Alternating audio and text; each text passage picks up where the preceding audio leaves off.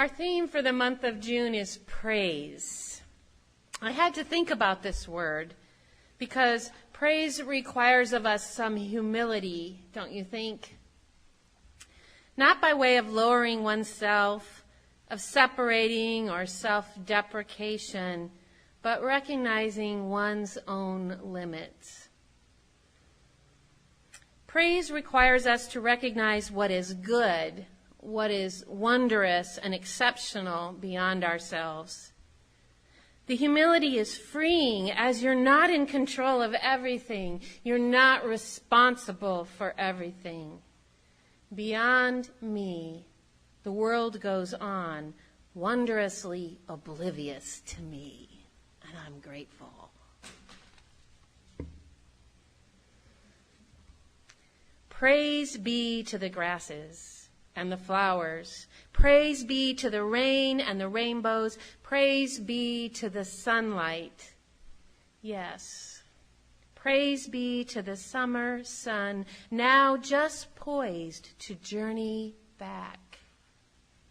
Yesterday was the summer solstice. The rain the sun at this time of year seems to pause on the horizon for just a moment in its most northerly position in the sky. It offers us our longest days. The days at this time of year make me believe that there's more time in the day, more time to get things done, more time to play, more time to be outside in the light. It offers a pause in which to praise what we witness. And then slowly, slowly, it begins its journey back southward towards more balance of day and night.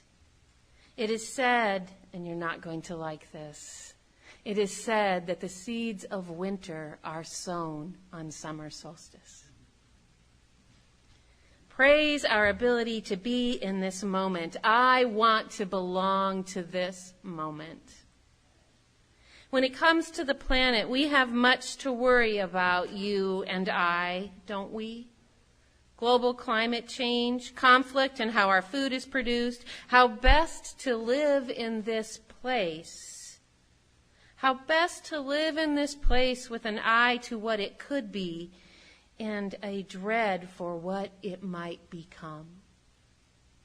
In some cases, to what it has become. That right there, that dread, can in my gut keep me from living my life. It can keep me from taking action. It can sink me straight to my dark place of despair, and even worse, sink me into inaction. In these moments, I have failed to belong. I have failed to praise, to recognize my own limitations, and mostly failed to appreciate what is true and real in this place at this time.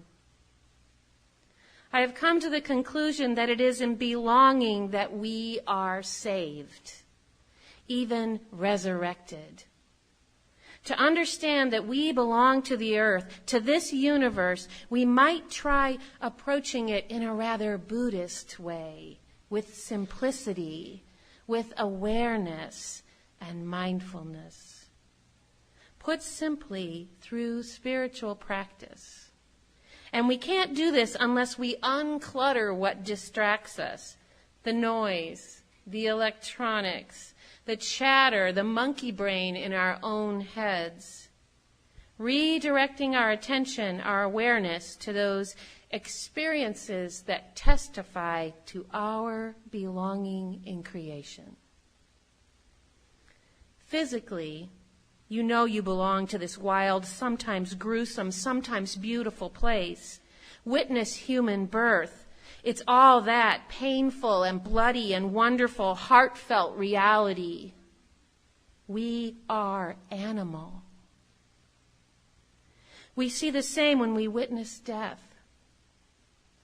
Do we recognize this, though, only in moments of ultimacy, birth and death? Are these the only time we grasp our connectedness? What about right now? Prick your finger and put it in your mouth. We've all done this. Taste it. You taste the iron and the salt elements, or feel the sun on your face and feel your body respond, turn red or brown or browner. Smell the peonies or lilies and acknowledge that they are there. Eat the raw vegetable, the carrot, mindful of the crunch and the sturdy way that taproot affixed itself in the soil, taking up minerals from below, sipping sunshine from above, stringing carbons together, one by one, to build the body of the root. Testify to our belonging. See the others. The heron winging her way along the river, following the curves. She's with you, you with her. The trees producing oxygen for us to breathe. Why don't we protect that better? Don't we recognize and express gratitude for that? Praise the trees, for they pull apart water molecules and release oxygen. Breathe in, breathe out. Praise the rain. It brings water, pure again, filtered by its own evaporation, ascendant from some ocean far from here, from dewdrops and streams, coalesced in life-giving rain and thunderstorm. Praise water. Praise the sunshine that forms the glue, the energy holding together carbohydrates, sugars, all that becomes your breakfast cereal. The milk, the bread, the meat. Praise the soil, rich here in Iowa like nowhere else I have ever seen. I strive to be aware, to practice simplicity, and I do this, maybe like you, by walking. I take a dog, my dog.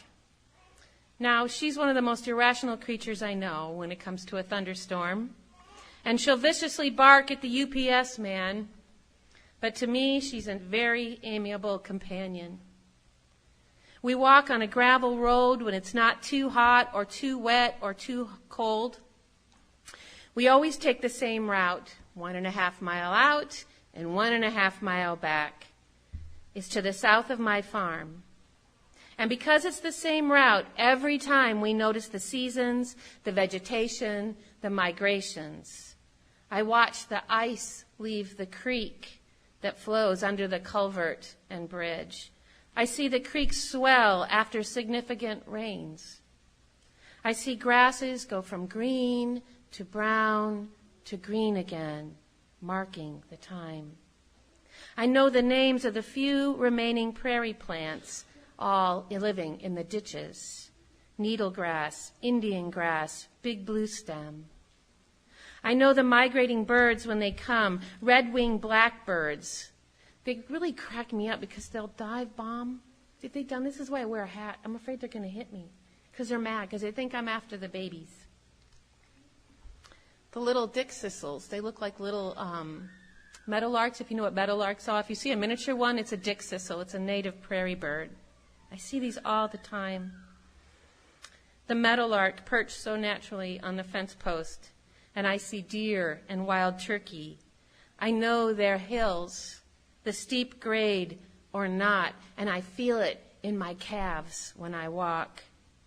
What does it mean to be mindful? Do I belong? I'm there to notice. I do notice. What I leave are my footprints among those of the deer and the raccoon and the turkey. Sometimes, however, I'm not too bright. Once when I was walking, I noticed someone else's footprints. I was a little alarmed as they seemed to share the same walking habits as mine. You can see where this is going. I was walking on the left side of the road, switching to the right, as were the footprints, and I do this so that if a truck or car comes over the hill, I don't get hit. I do this when the hill is steep. These footprints, though, were following mine, and it wasn't until I remembered that I had worn different shoes the day before that I realized that I was seeing my own footprints. You see, it's my road. Walking in the afternoon 2 weeks ago, I noticed a truck coming my way. Often when I walk, there's no traffic at all. Dust kicked up and behind it, and it was a mile off, and it moved slowly, and I watched until with some horror I realized it was a county truck that had a boom that extended over the ditch. In the cab were two men, each wearing a fluorescent green safety vest, which struck me as ironic as they were in the truck and I was the one who probably should be wearing the green safety vest. I stood my ground.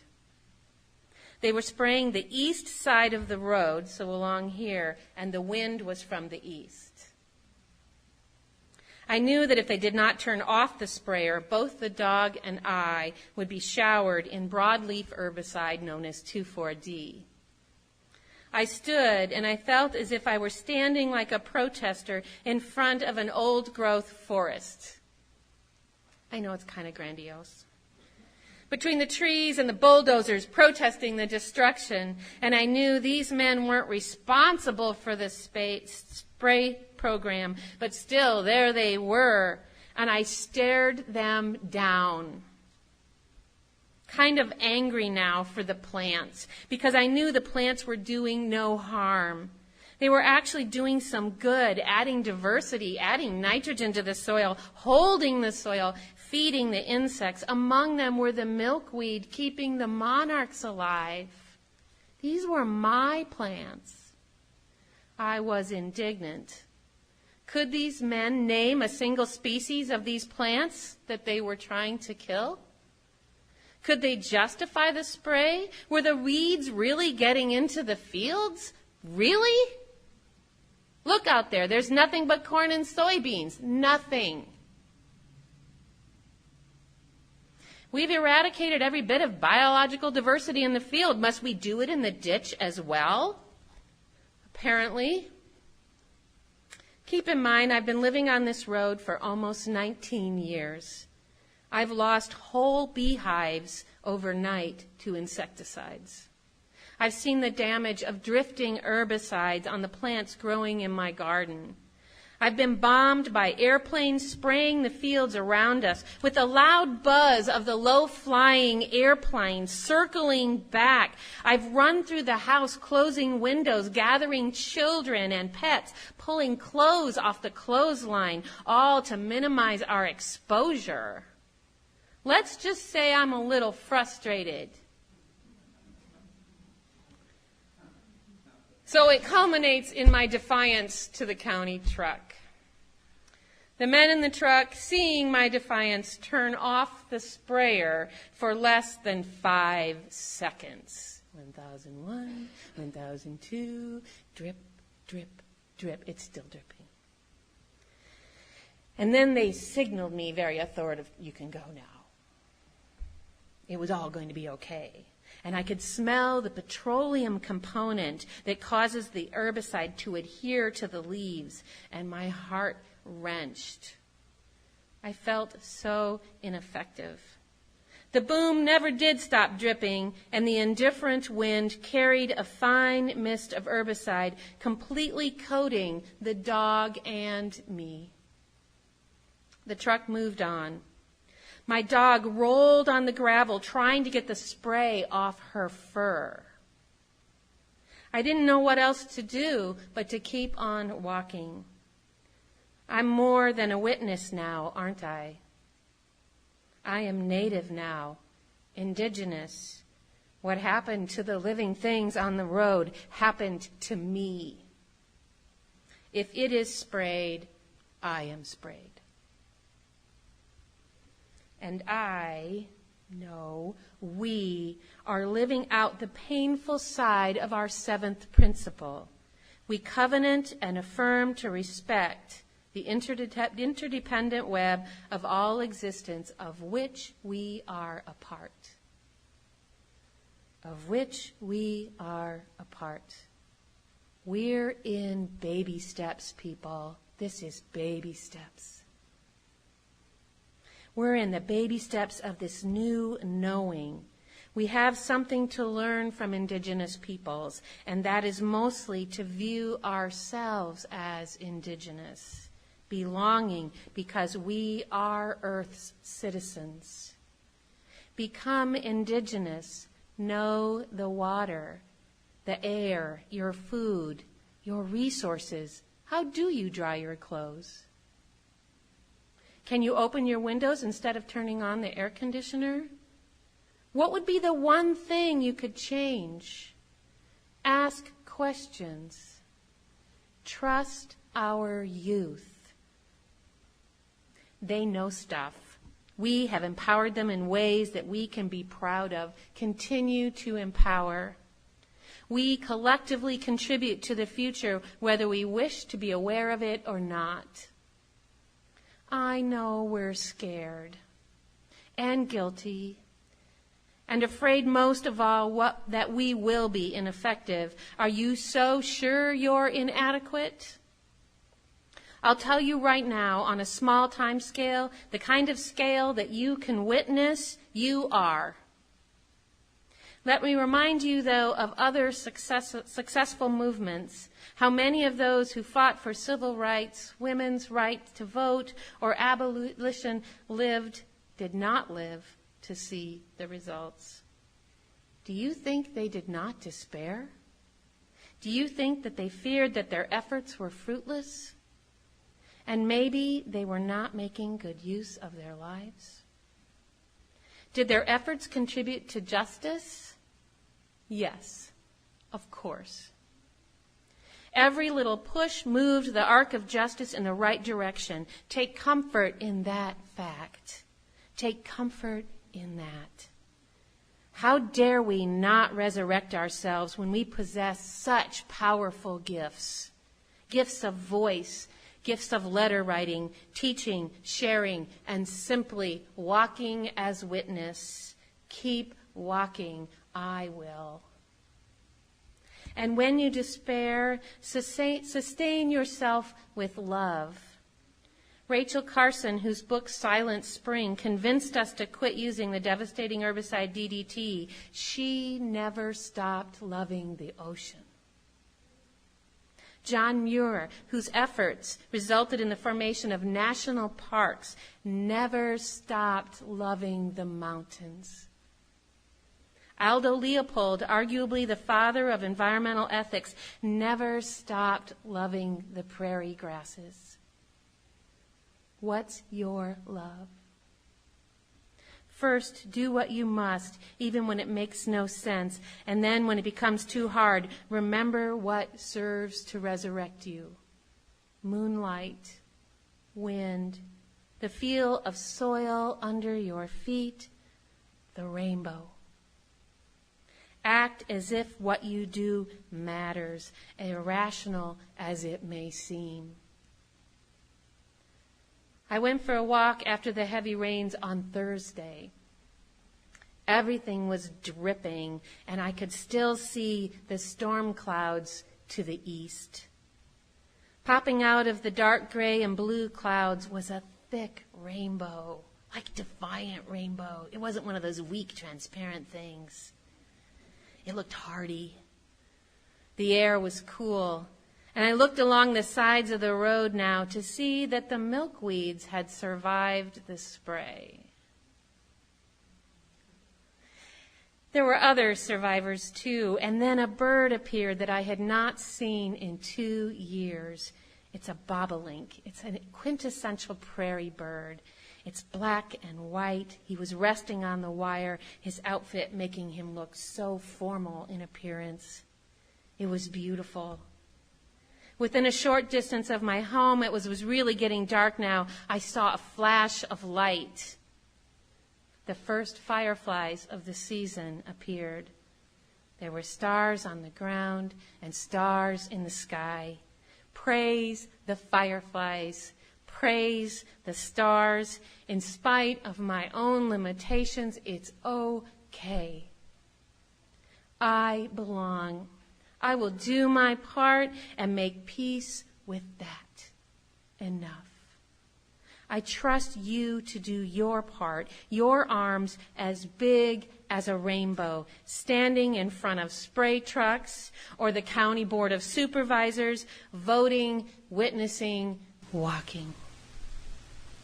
May it be so. Blessed be.